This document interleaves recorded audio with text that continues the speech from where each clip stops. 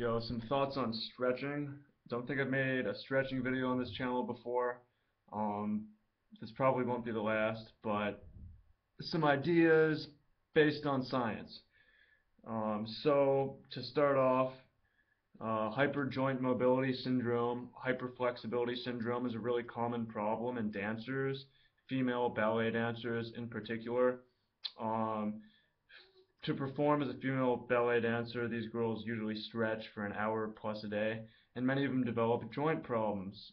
So, right off the bat, we can say if you stretch too much, you can fuck your body up. You will fuck your body up. And that's something that isn't looked at too much. But I mean, we can see that from dancers, studies on dancers, hypermobility syndrome. Look it up. Whenever you have any question about anything, whether it's good or not, don't go by anyone's experience, go by what the research or data we have, and that helps. So now that we know that stretching can cause problems, talk about why it might cause problems based on some theory about how the body works or might work. So this is my elbow, right? I don't want it to move past this position. There's no reason for me to stretch it past this position. All that's going to do is hypermobilize the joint, and it's going to cause me problems later. It's going to weaken the joint. It's going to cause degenerative joint. This is what hypermobility syndrome does. It just deteriorates the joint. It's a problem if I cannot get to 180 degrees, right? I don't want to go past it, but if I can't get to 180 degrees and I want to increase functional mobility, what should I do? So that's the idea, is we want to increase functional mobility, right? There's certain ranges of motion we do not want to exceed because we're putting our joints into hyperextension, causing hyperjoint mobility.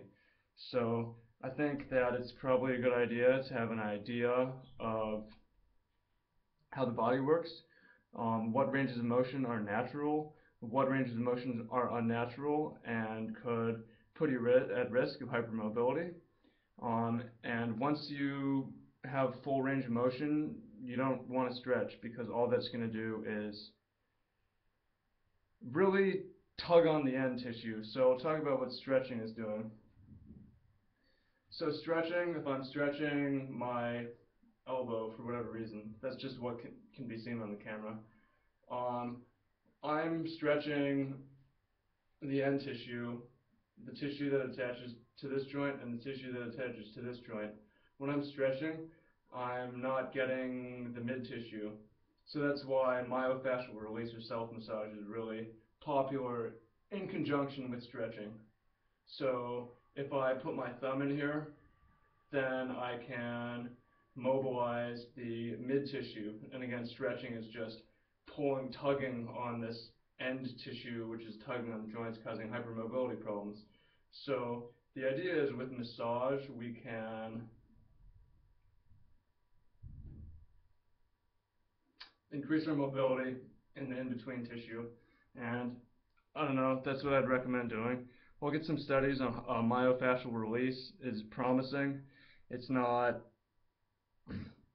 too certain, but it seems like that it's a better way to go. Combine your stretching with self-massage techniques, and once you have full range of motion, don't exceed it. You're going to cause problems for your body. So I think based on looking at studies that we have, that makes sense, that stretching